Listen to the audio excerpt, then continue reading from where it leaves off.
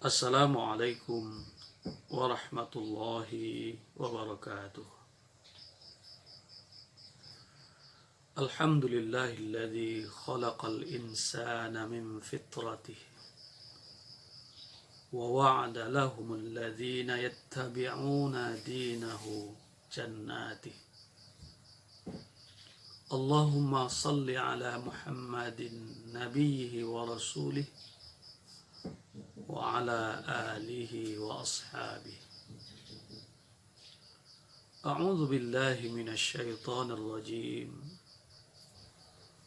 Bismillahirrahmanirrahim. Wa qalu lan tamassana an-naru illa ayyaman ma'dudah.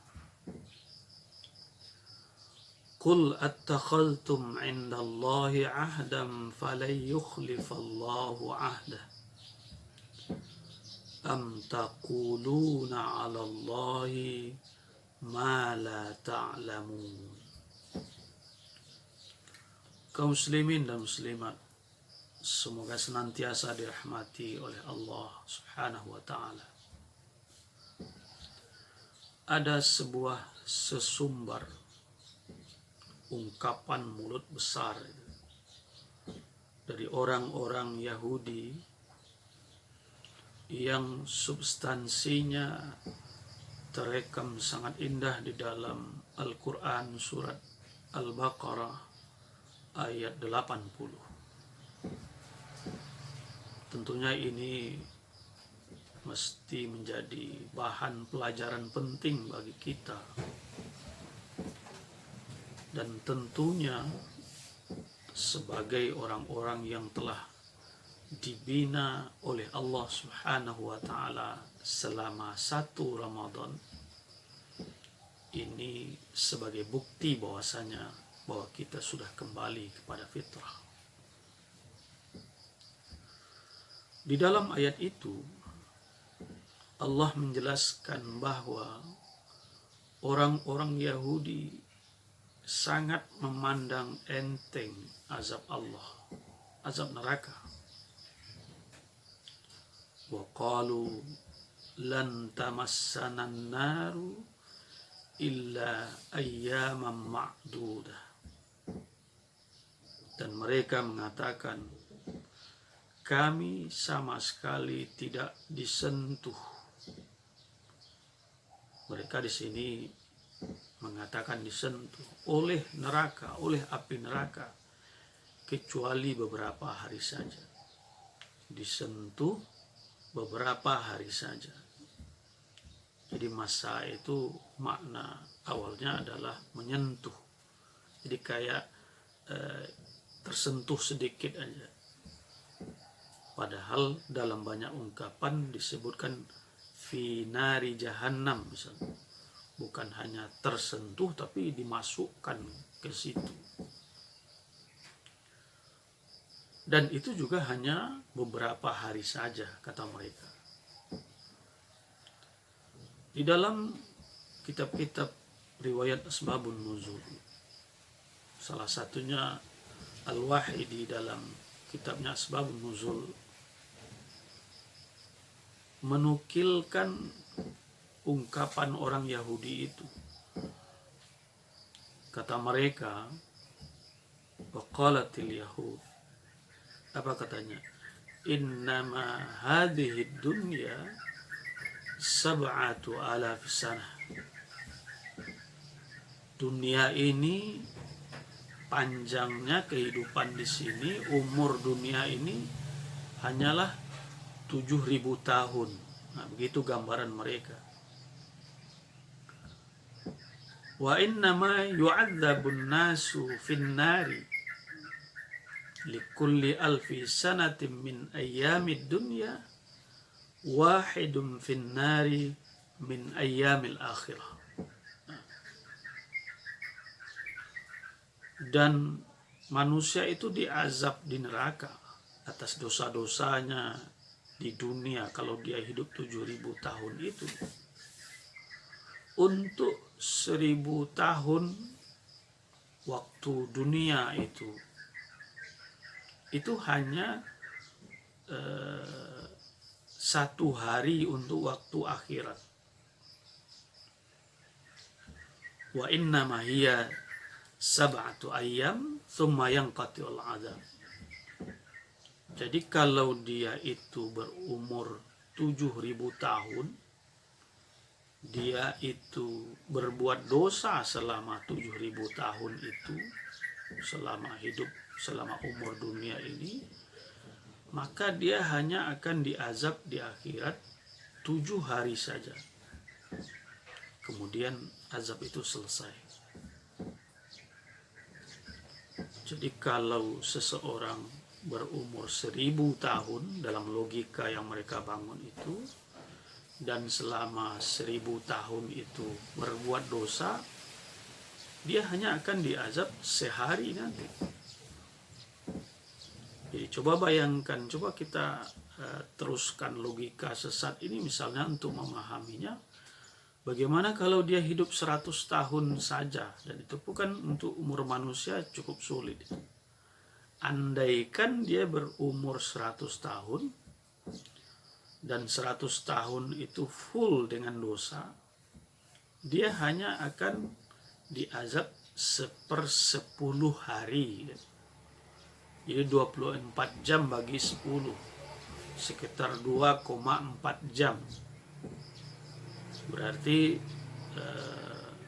120 menit tambah 24 menit, berarti 144 menit saja. Kurang-kurang dikit dari 2 jam setengah. Itu kalau dia berumur 100 tahun dan full melakukan dosa. Apalagi nanti kalau dikurangi saat-saat dia belum dibebani kewajiban, masa anak-anak korting lagi, atau saat-saat dia tidak melakukan dosa, misalnya tertidur berapa jam selama 100 tahun itu kurang lagi, atau mungkin saat dia pernah berbuat kesalehan. Jadi kalaupun seseorang hidup 100 tahun di korting ini itu paling nanti sejaman lah atau 1,5 jam. Jadi singkat sekali dibandingkan dengan kehidupan dunia, sedikit sekali, gampang sekali. Karena itu, dan ini pesan pokoknya, karena itu untuk apa menahan-nahan diri untuk tidak melakukan dosa? Toh nanti di akhirat azabnya cuma sebentar, kemudian azab itu selesai. Makanya dalam ayat itu digunakan ungkapan tamassana. Jadi mas, kami ya semacam disentuh dikit aja, dan itu pun juga tidak dalam waktu yang panjang. Kaum muslimin dan muslimat rahimakumullah, tentunya ini sebuah provokasi dosa yang sadar atau tidak kita sudah banyak termakan oleh manusia, yang seringkali atau mungkin kadang-kadang atau mungkin seketika tertentu ada orang yang tidak peduli ini dosa atau bukan.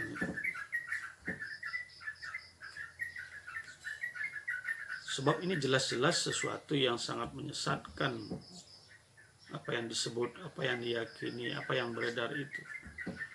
Makanya di situ Allah suruh kepada Nabi untuk suruh Yahudi itu membuktikannya. Qul attakhadtum indallahi ahdan falan yukhlifallahu ahdah. Jika itu benar-benar sesuatu yang dijanjikan oleh Allah, coba sekarang kamu buktikan bahwa kamu memang dapat informasi begitu dari Allah. Atau sebagaimana yang biasa kamu lakukan, am taquluna 'alallahi ma la ta'lamun. Atau hanya engkau ngaku-ngaku saja. Itu disebutkan oleh Allah kepadamu. Jadi ketika sudah sampai perasaan begini, ini jelas-jelas perasaan setan yang seperti Al-Quran sebutkan tergambar dari apa yang diungkapkan oleh Yahudi, dan ini tentu harus dihapus.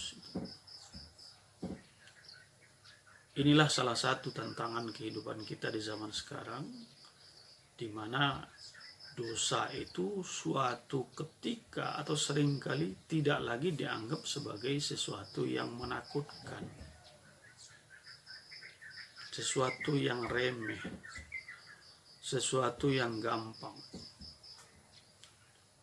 Malahan tidak jarang seseorang itu terjatuh pada satu keadaan atau seringkali diajak-ajak kepada keadaan itu.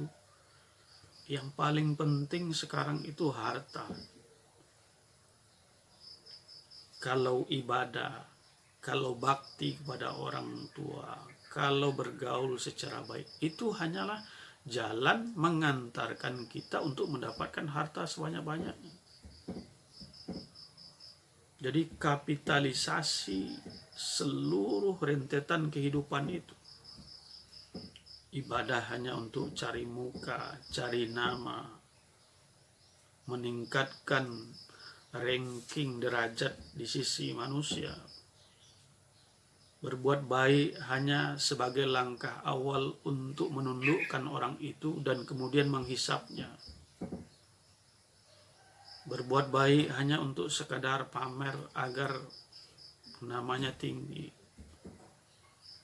Bakti kepada orang tua hanyalah lipstik dan lain-lain sebagainya. Dia tidak takut lagi melakukan dosa. Padahal pada ayat 81-nya itu disebutkan oleh Allah Subhanahu wa taala, bala man kasaba sayyi'atan wa ahatat bihi khati'atuh. Semua yang kamu nyatakan itu, wahai orang-orang Yahudi atau mereka yang meyakini itu, sepaham dengannya, itu semua salah. Yang benarnya itu man kasaba sayyi'atan, orang-orang yang telah melakukan perbuatan-perbuatan salah itu, apalagi wa ahatat bihi khati'atuh, dan perbuatan salah itu kemudian mengurungnya. Ahata itu kan makna asalnya memelihara, menjaga, mengelilingi, mengurung. Jadi sebuah dosa yang dilakukan besar, bahkan termasuk yang kecil, itu punya potensi mengurung seseorang. Seseorang dikurung oleh dosa itu sama halnya seseorang dikurung oleh api. Karena ahata ini juga dipakai, misalnya salah satunya dalam surat Al-Kahfi ayat 29 itu, inna a'tadna lidzalimina naran ahata bihim suradiquha. Kami menyediakan bagi orang-orang zalim itu neraka yang kobaran apinya itu, yang kemampuan bakarnya itu mengurung mereka. Jadi orang yang berbuat salah itu seperti orang yang dilingkari, dikurung, dipagari oleh api. Filosofi api memagari tentu tidak sama dengan dinding mengelilingi kita. Kalau dinding mengelilingi kita, kita aman saja karena dinding itu tetap. Dia tidak bergerak. Ruang gerak kita sama sebelumnya dengan sesudahnya. Akan sangat berbeda ketika kita dikurung oleh api. Karena api itu memakan apa yang di dekatnya, sehingga semakin lama semakin menyempit, semakin menyempit, semakin menyempit. Akhirnya kita tidak bisa bergerak sama sekali. Sama halnya dililit ular misalnya. Ikat pinggang dari karet misalnya. Itu akan membatasi semua kemampuan bernapas kita. Ada ruang diikat, ada ruang diikat. Nah, begitulah perbuatan dosa itu Dengan demikian akan sangat berbahaya bagi seseorang yang meremehkan akibat sebuah dosa, bahkan sampai dosa kecil sekalipun. Dia akan ditindas, diikat, diintimidasi terus-menerus oleh dosa itu, sehingga dia tidak bisa keluar dari dosa, dan yang satu nuntut yang lain nuntut, sehingga dia beranak, bercucu, dan seterusnya. Wa hatat bihi khati'atuh, kesalahan itu mengurungnya. Liman kasaba sayyi'atan wa hatat bihi khati'atuh fa ulaika ashabun nar hum fiha khalidun. Akhirnya dia masuk neraka dan kekal di dalamnya. Kaum muslimin dan muslimat, semoga kita selalu dirahmati oleh Allah Subhanahu wa taala. Jangankan sampai pada keadaan yang menganggap remeh neraka, sehingga mau melakukan perbuatan dosa apa saja karena meyakini akibatnya tidak seberapa. Allah, itu bisa diatasi. Jangankan itu, Rasulullah Shallallahu Alaihi Wasallam pernah mengingatkan kita dalam sebuah hadis riwayat Bukhari, Muslim, dan Ahmad. Yang dalam hadis itu Rasulullah mengatakan begini, nanti Allah akan bertanya kepada orang masuk neraka yang paling ringan azabnya. Yaqulullahu tabaraka wa ta'ala li ahwani ahlin nari azaban. Jadi di antara orang masuk neraka, yang paling hebat itu dia. Yang paling senang dibanding dengan penghuni neraka lain, dia. Di orang masuk neraka yang azabnya paling ringan. Li ahwani ahlin nari azaban. Jadi semacam Allah datangi dia ke selnya itu, kalau cara di dunia sekarang, yang ketika itu Allah bikin pengandaian padanya. Apa kata Allah pada orang ini? Lau kanat lakad dunya wa ma fiha akunta muftadiyan biha. Kata Allah, kita berandai-andai ini sekarang ini, pengandaian yang tidak mungkin terjadi, di situ pakai lau. Kata Allah, andaikan engkaulah pemilik dunia. Misalnya bumi itu kamu yang punya semuanya. Wa ma fiha, dan apapun yang terkandung di dalamnya. Kamu punya tanahnya, kamu punya airnya, kamu punya mineral di dalamnya, punya emas, seluruh bumi itu. Betapa kayanya itu, berapa luas tanahmu, berapa banyak emasmu, kamu punya sendiri. Akunta muftadiyan biha. Apakah kamu mau tukaran dengan azabku yang paling ringan ini? Jadi dunia, bumi dengan segala isinya itu ditukar dengan kebebasannya dari azab yang paling ringan. Jadi semacam tawaran begitulah dari Allah Subhanahu wa taala kepada dia. Apa jawabnya? Faqala na'am. Maka langsung dia jawab, mau. Saya tidak kuat lagi dengan azabmu, sekalipun engkau katakan yang paling ringan. Andaikan saya punya dunia dan segala isinya itu, saya mau tukaran. Tidak lebih berharga dunia dengan segala isinya itu dibanding kebebasan dari azabmu yang paling ringan itu. Apa kata Allah berikutnya? Tentu itu tidak mungkin, kata Allah. Inni aradtu minka ahwana min hadza wa anta fi sulbi Adam. Tapi itu sudah terlambat, tidak mungkin lagi. Saya dulu sudah minta kepadamu yang jauh lebih ringan daripada ini. alla tusyrika, sebelum kamu diciptakan dulu saya sudah bikin perjanjian denganmu untuk tidak melawan kepada saya, tidak berbuat syirik dan turunannya itu. Sehingga kalau ketika itu kamu mematuhinya, kamu tidak akan masuk neraka seperti ini, sekalipun azabnya yang paling ringan.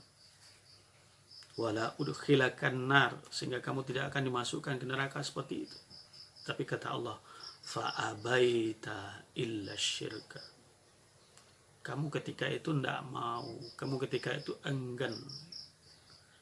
Enggan itu beda dengan tidak mampu. Tidak mampu ya memang tidak bisa melakukan itu. Tapi kalau enggan, dia mampu sebenarnya. Untuk tauhid itu manusia itu mampu, tetapi tidak mau. Jadi yang mau kita tekankan, kaitan antara ayat ini dengan hadis ini adalah jangankan dosa-dosa yang lain, bahkan dosa besar itu. Yang dosa terkecil sekalipun, yang tergambar dari mereka yang masuk neraka dengan azab yang ringan itu sudah tidak ada harganya lagi jika dibandingkan dengan kepemilikan kita terhadap dunia ini dengan segala isi. Karena itu, marilah kita mendasarkan pemikiran kita, perkataan kita, perbuatan kita kepada apa yang diajarkan oleh Allah. Di antaranya adalah menjauhi sejauh-jauhnya perbuatan dosa, dari yang besar sampai kepada yang kecil sekalipun. Sebab Allah tekankan, kamu tidak akan mampu menanggung akibatnya. Mudah-mudahan dengan berlatih selama Ramadan ini, ketakutan kita terhadap dosa itu, mengingat akibat-akibatnya yang besar itu kembali tumbuh, sehingga kita hanya rakus untuk berbuat kebaikan dan jauh sama sekali dari kejahatan. Semoga bermanfaat. Billahi taufiq wal hidayah. Assalamualaikum warahmatullahi wabarakatuh.